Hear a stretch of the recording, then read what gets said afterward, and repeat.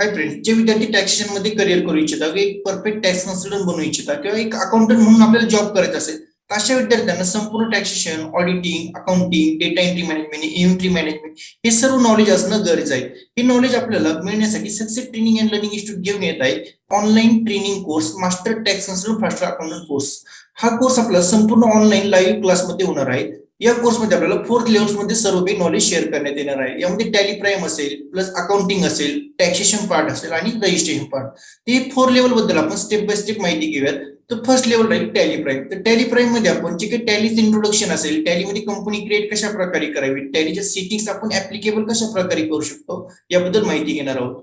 त्यानंतर data entry management, inventory management. Data entry management मध्ये कशा प्रकारे डेटा एंट्री करावी, जे काही परचेस असेल, रिसीट असेल, पेमेंट असेल, कॉन्ट्रा एंट्रीचे व्हाउचर टाइप्स असतील, मल्टिपल प्रकारे आपल्याला डेटा एंट्री करावी लागत असते. ही डेटा एंट्री कशा प्रकारे करावी, यामध्ये सिंगल एंट्री सिस्टीम आणि डबल एंट्री सिस्टीम या दोन्ही सिस्टीम आपण समजून घेणार आहोत. त्यानुसार आपण डेटा एंट्री पार्ट संपूर्ण क्लिअर करणार आहोत. त्यानंतर इन्व्हेंटरी मॅनेजमेंट. इन्व्हेंटरी मॅनेजमेंट करत असताना आपल्याला युनिट्स कशा प्रकारे क्रिएट करावेत, ग्रुप का क्रिएट करणं गरजेचं असतं आणि आयटम्स कशा प्रकारे क्रिएट करावेत. ज्यावेळेस आपण युनिट्स, ग्रुप आणि आयटम क्रिएट करणार आहोत, त्यानंतर इन्व्हेंटरी मॅनेजमेंट कशा प्रकारे करावे, परचेस असेल, रिसीट असेल, त्यामधून क्लोजिंग स्टॉक कशा प्रकारे आपल्यासाठी अवेलेबल राहू शकेल याविषयी आपण संपूर्ण माहिती घेणार आहोत. त्यानंतर बँक बॅरेज कशा प्रकारे करावे, बँक बॅरेजचे बेनिफिट्स काय. आता प्रत्येक कंपनीमध्ये आपल्याला बँक रिकन्सिलिएशन स्टेटमेंट जनरेट करावं लागतं, तर त्यासाठी त्याचे बेनिफिट्स काय, ते कशा प्रकारे केलं जातं, हे संपूर्ण आपण लाईव्ह मध्ये घेणार आहोत. तर कंपनीमध्ये प्रत्येक कंपनीमध्ये सर्वाधिक युज करण्यात येणार पेरोल सिस्टीम. तर पेरोल सिस्टीम कशा प्रकारे आपण युज करू शकतो, यामध्ये कंपनीमध्ये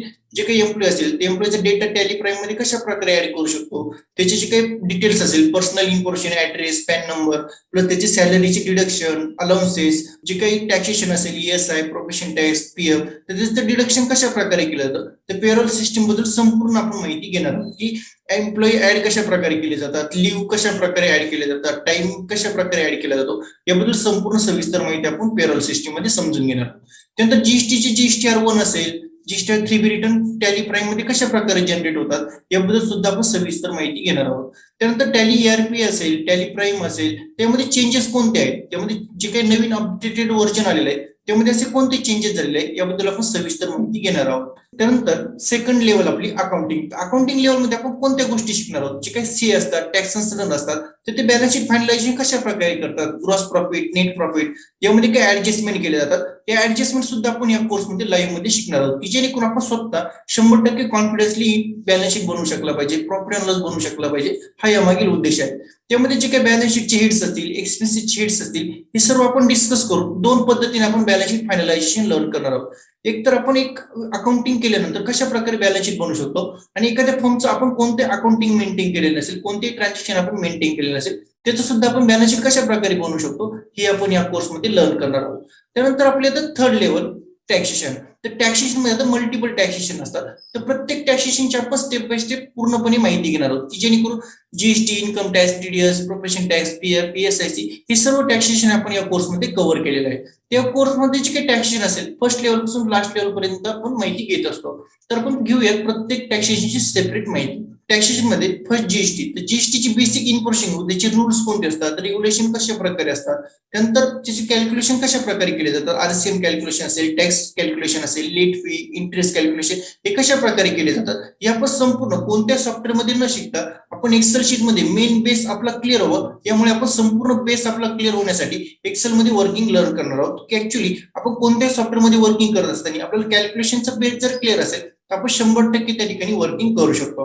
त्यानंतर हे जे काही कॅल्क्युलेशन असेल, तर GSTR1 फायलिंग कशा प्रकारे करावे, GSTR3B फायलिंग कशा प्रकारे करावे, त्यानंतर कॉम्पोजिशन स्कीम साठी आपल्याला GSTR4 फिलअप करावे लागत असतात, तर ते फिलअप कशा प्रकारे करावे ते सर्व ऑनलाईन लाईव्ह मध्ये ट्रेनिंग घेणार आहोत, की जेणेकरून आपलं कॅल्क्युलेशन पासून तर रिटर्न फायलिंग पर्यंत संपूर्ण बेस क्लिअर होऊ शकेल.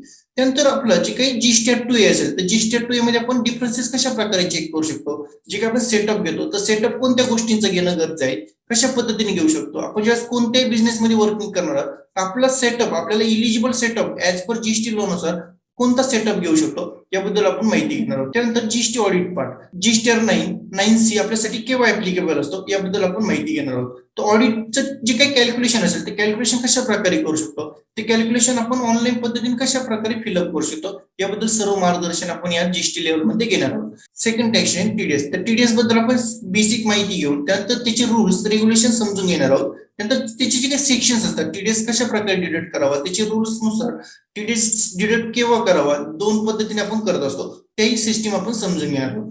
त्यानंतर ते जे काही कॅल्क्युलेशन आपण करणार आहोत तर कॅल्क्युलेशन ऑनलाईन रिटर्न सबमिशन करत असताना कशा प्रकारे रिटर्न सबमिट करावे, इन्फॉर्मेशन कशा प्रकारे फिलअप करावी हे संपूर्ण लाईव्ह मध्ये आपण समजून घेणार आहोत. की जी काही ऑफलाईन युटिलिटी आपल्याला टीडीएसने ट्रेसेसने आपल्यासाठी अवेलेबल करून दिलेली असते त्यानुसार आपण या ठिकाणी संपूर्ण लाईव्ह रिटर्न सुद्धा समजून घेणार आहोत. त्यानंतर थर्ड टॅक्सेशन आपलं इन्कम टॅक्स. तर इन्कम टॅक्स मधील इन्कम टॅक्सची बेसिक इन्फॉर्मेशन घेऊ. इन्कम टॅक्सचे ऍक्ट काय, ऍक्ट नुसार आपण इन्कम टॅक्स कशा प्रकारे चार्ज करतो, त्यानंतर जे काही डिडक्शन असतात एटीसी पासून तर एटीटीटी पर्यंत जे काही डिडक्शन असतात या डिडक्शनची संपूर्ण माहिती आपण घेणार आहोत. की कोणत्या डिडक्शनला आपल्याला किती बेनिफिट होऊ शकतो डिडक्शनची माहिती घेऊया. त्यानंतर आपण कॅल्क्युलेशन समजून घेणार आहोत की टॅक्स कॅल्क्युलेशन कशा प्रकारे केलं जातं.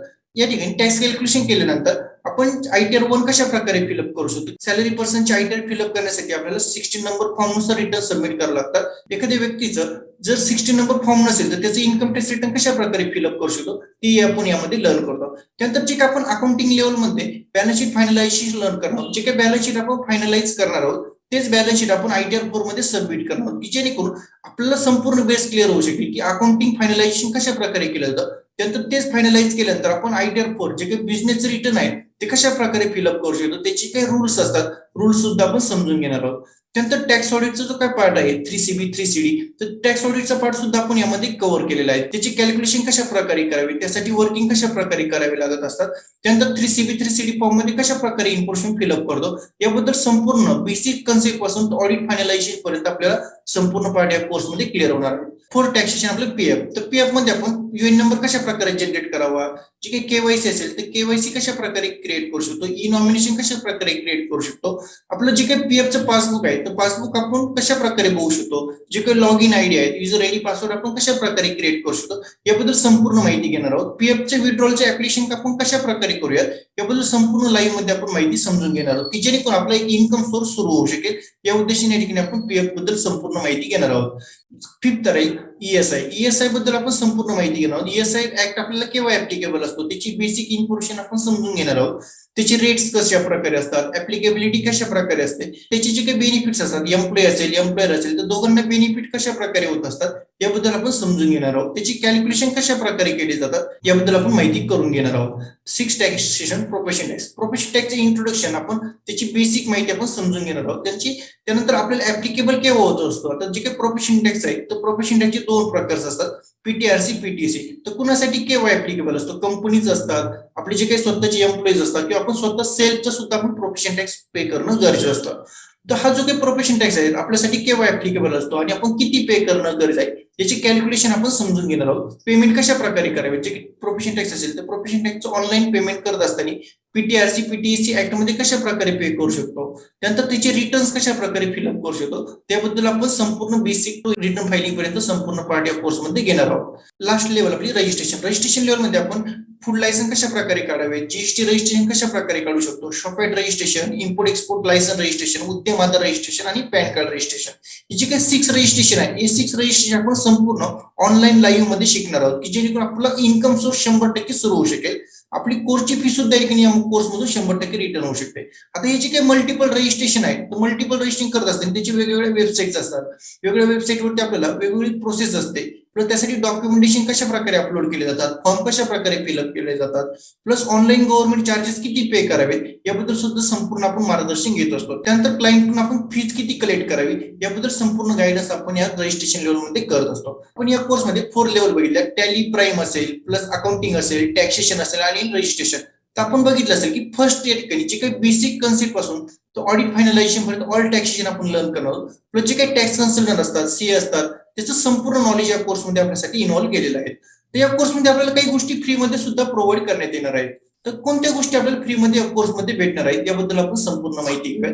या कोर्समध्ये आपल्याला इश्यू मार्फत पार्टिसिपंट सर्टिफिकेट प्रोव्हाइड करण्यात येणार आहे. प्लस जे काही ऑल टॅक्सेशन असेल तर ऑल टॅक्सेशन मध्ये आपण जे काही कॅल्क्युलेशन करणार आहोत त्याचे जे काही फॉर्मॅट असेल, बॅलन्स शीट फॉर्मॅट असेल, जीएसटी कॅल्क्युलेशनचे फॉर्मॅट असतील, हे फॉर्मॅट आपल्याला फ्रीमध्ये प्रोव्हाइड करण्यात येणार आहे. त्यानंतर जे काही ऑल टॅक्सेशन आहे त्याची ई बुक्स आपल्याला फ्रीमध्ये ग्रुपमध्ये शेअर केले जातील. स्टेप बाय स्टेप ज्या प्रकारे आपली टॅक्स लेवल कम्प्लीट होत चालेल त्या प्रकारे आपल्याला ई बुक सुद्धा शेअर करण्यात येतील.